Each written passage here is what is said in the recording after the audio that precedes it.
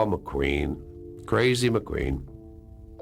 McQueen and I got along pretty good. McQueen looked at me kind of like an older brother. When James Garner passed away in 2014, the world remembered him as one of Hollywood's most respected and beloved stars. Known for his charm, integrity, and quiet strength, Garner built a career that spanned decades without scandal or controversy. To the public, his legacy looked simple and admirable: a successful actor, a devoted husband, and a man who stayed true to himself in an unforgiving industry. But behind that polished image, a far more complicated reality quietly unfolded after his death. While many assume that a Hollywood legend leaves behind comfort, unity, and security for his family, those close to James Garner, tell a different story. The inheritance he left behind, rather than bringing peace, became a source of emotional strain, unresolved tension, and lasting hardship. In the years following his passing, subtle but telling details began to surface. Family dynamics reportedly shifted. Old wounds resurfaced. Decisions made decades earlier suddenly carried heavy consequences. What once seemed like a stable, private family life grew increasingly complicated, shaped by legal arrangements, personal sacrifices, and the weight of a legacy that was far more demanding than anyone expected. This is not a story about greed or scandal. It's a story about how even a carefully built life can leave behind difficult realities. James Garner's inheritance was not just money or property, it was responsibility, emotional baggage, and a legacy that proved painful to carry. In this video, we'll explore what James Garner left behind, why his family's life became more difficult after his death, and how a respected Hollywood legend's final chapter turned out to be far more somber than fans ever imagined. James Garner spent most of his life avoiding Hollywood excess. Unlike many stars of his era, he kept his circle small, his marriage intact, and his personal struggles largely out of the public eye. To fans, this made his life appear steady and uncomplicated. But as his children and close associates would later acknowledge, that stability came at a cost, one that didn't fully surface until after his death. Garner's approach to money and legacy was shaped by hard experience. He grew up poor, experienced instability early in life, and never fully trusted the Hollywood system. As a result, he was cautious, sometimes rigid, about finances and control. Rather than leaving behind a loose or generous estate, he structured his affairs tightly, prioritizing long-term security over flexibility. At the time, these decisions seemed sensible. Years later, they would become a source of strain. One of the most significant factors affecting his family was the way Garner handled authority and responsibility within the household. Those close to him have described him as principled but firm, someone who believed love meant protection, even if that protection felt restrictive. He handled many decisions himself, particularly financial ones, which left little room for shared control or preparation for life after him. When he passed away, the systems he had put in place were difficult to navigate without his guidance. Another complication stemmed from Garner's later years, when declining health required constant care. The emotional and financial toll of those years was substantial. Medical expenses, lifestyle adjustments, and the need for privacy all consumed resources and energy. By the time of his death, much of what the public assumed was a vast fortune had already been absorbed by the realities of long-term illness and support. Family members were left not only with grief, but with responsibility. Assets existed, but they were tied up in legal structures designed for protection, not ease. Rather than offering freedom, the inheritance required management, patience, and compromise, qualities that are difficult to summon during mourning. What looked stable on paper often felt burdensome in real life. There was also the emotional weight of legacy. James Garner was not just a father or husband, he was an icon. His family inherited expectations along with possessions. Decisions they made were often scrutinized, compared against his values, or judged by outsiders who believed they knew him. This pressure created quiet tension, making even private family matters feel public. Importantly, there is no evidence of dramatic feuds or public legal battles. The misery described by those familiar with the situation is not explosive, it is subtle and persistent. It comes from emotional distance, from navigating obligations without the person who once held everything together. Garner's careful control, which worked during his lifetime, left little room for adjustment after his death. What emerges from this period is a more nuanced portrait of James Garner. He was loving, loyal, and deeply committed to protecting his family. But protection can become limitation when circumstances change. The inheritance he left behind was shaped by fear of instability, and while it prevented chaos, it also prevented ease. This first phase after his death was marked not by celebration or relief, but by adaptation. His family had to learn how to live with a legacy designed by someone no longer there to explain it. And as time passed, it became clear that what James Garner left behind was not something to be enjoyed, but something to be carried as time moved forward after. James Garner's death. The emotional consequences of his carefully controlled legacy became more visible. While there was no public courtroom drama or headline-grabbing dispute, those close to the family have suggested that the strain came from something far quieter: misalignment. The systems James Garner put in place reflected who he was during his lifetime, but they did not always reflect what his family needed after he was gone. One of the most difficult realities involved decision-making authority. Because Garner had handled most major choices himself for decades, his absence created a vacuum. Family members suddenly found themselves responsible for assets, obligations, and long-term planning without having been fully prepared for those roles. What once felt like protection now felt like pressure. Instead of clarity, there was uncertainty, and instead of comfort, there was hesitation. Another source of quiet hardship was the emotional imbalance left behind. James Garner was known to be deeply loyal but emotionally reserved. He expressed care through responsibility rather than open discussion. That approach worked while he was present. After his death, however, unresolved conversations and unspoken expectations lingered. Family members were left interpreting his intentions without the ability to ask questions or seek reassurance.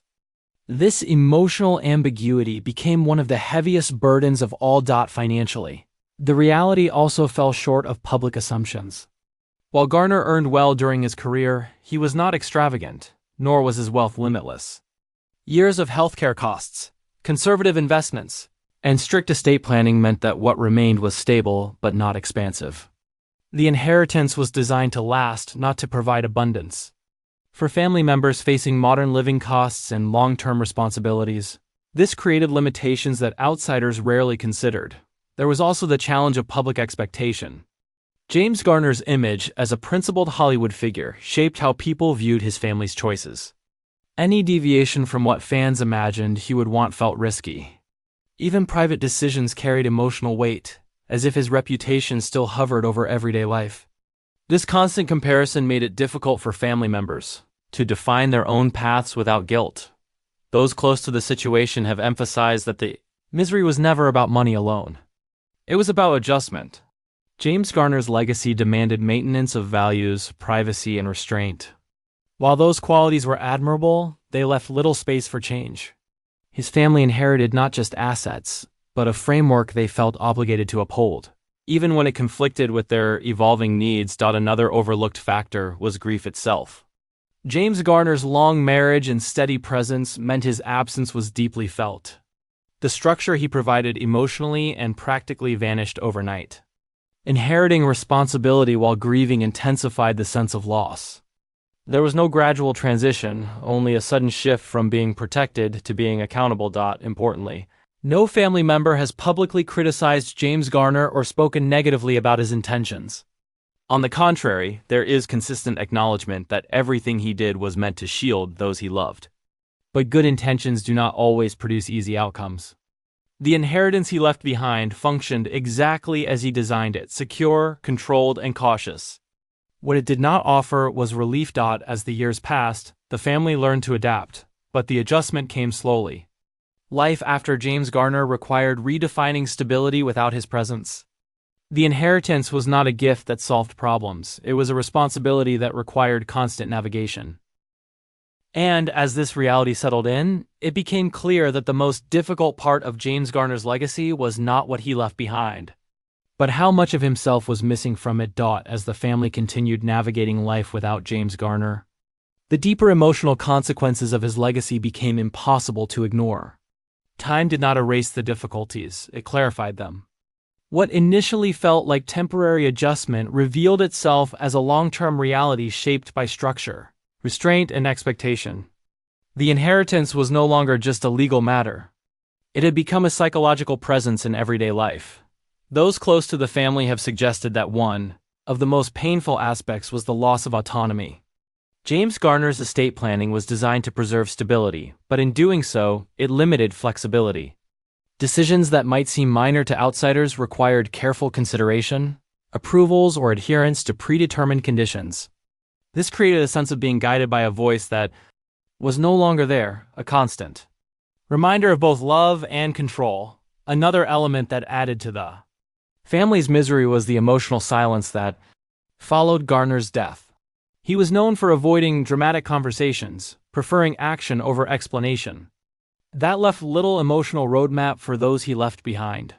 Family members found themselves wondering whether certain choices would have met his approval, even when those choices were necessary. This hesitation slowed healing and complicated independence. The burden of maintaining privacy also intensified. James Garner fiercely guarded his personal life, and his family felt obligated to continue that tradition. While privacy protected them from public scrutiny, it also isolated them. Grief, confusion, and frustration had no outlet. Without the ability to openly discuss their struggles, emotional pressure quietly accumulated. Financial restraint became another daily reminder of limitation. While the inheritance ensured security, it did not provide freedom. Opportunities had to be weighed carefully. Long-term commitments felt risky. Even personal ambitions were sometimes postponed out of caution. This careful lifestyle reflected James Garner's values, but it did not always align with the realities of a changing world. There was also the challenge of comparison, both internal and external. James Garner was admired not only as an actor, but as a man of principle. His family felt measured against that image, whether fairly or not. Living up to a legacy that allowed little room for imperfection created quiet emotional strain. Choices were not just choices, they felt like statements about who he was and what he stood for. Despite these difficulties, those close to the family emphasized that there was never resentment toward James Garner himself. The pain came from absence, not anger. He had been the emotional anchor, the decision-maker, and the protector. Without him, the systems he built functioned, but the warmth behind them was gone. This phase of life revealed a difficult truth: stability without emotional adaptability can become restrictive. James Garner's inheritance did exactly what it was meant to do: prevent chaos. But it also prevented evolution. The family's misery was not dramatic or public. It was slow, private, and persistent. Over time, the family learned to live within the boundaries he left behind, but acceptance came with compromise. Healing required redefining what loyalty to his legacy meant. Was it strict preservation or was it growth? As this question lingered, one final realization emerged. James Garner's greatest gift to his family had always been his presence.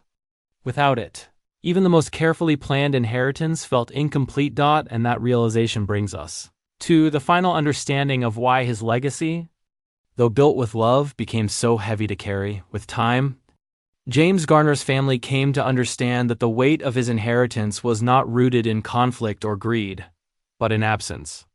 Everything he left behind functioned exactly as he intended: orderly, secure, and protected. What could not be planned for was how deeply his presence had been woven into the structure of family life. Once he was gone, the systems remained, but the human connection that made them workable disappeared. The final phase of adjustment involved redefining what honoring James Garner truly meant. For years, loyalty to his legacy was interpreted as strict preservation, maintaining privacy, restraint, and control in all matters. Gradually, family members began to recognize that this interpretation, while respectful, was also limiting. True respect did not require emotional stagnation. It required growth, even when that growth meant stepping beyond the boundaries he had set. This realization did not come easily. Letting go of structure felt, at times, like letting go of him. The inheritance carried emotional symbolism far beyond its financial value. Every decision made differently from how James Garner might have chosen felt heavy, even disloyal. But over time, the family learned that honoring his values did not mean living in permanent hesitation. Another important understanding emerged regarding public perception. Fans continued to see James Garner's life as peaceful and complete. His family accepted that image without attempting to correct it. Their misery was never something they wished to broadcast or dramatize. It was quiet, internal, and deeply personal. That silence, while difficult, was also an extension of the privacy James Garner valued so highly. Ultimately, the inheritance became a lesson rather than a burden. It taught the family that security without emotional flexibility can become restrictive, and that protection without communication leaves unanswered questions. James Garner's intentions were loving, but even love can leave complications when it is built around control rather than shared preparation. In time, the family found ways to create space within the framework he left behind. They learned to make decisions with confidence rather than fear, and to allow themselves moments of ease without guilt. The misery that once defined life after his death slowly softened, not because circumstances changed, but because understanding did. James Garner's story, in the end, is not a warning about inheritance or wealth. It is a reminder that legacy is more than what is left behind. It is how prepared the people you love are to live without you. His family inherited safety, stability, and structure, but they also inherited the responsibility of redefining life in his absence, and that is why James Garner's inheritance was nothing to be happy with. Not because it failed, but because it succeeded without him. What his family missed most was never money or security, it was the man who once made everything feel manageable.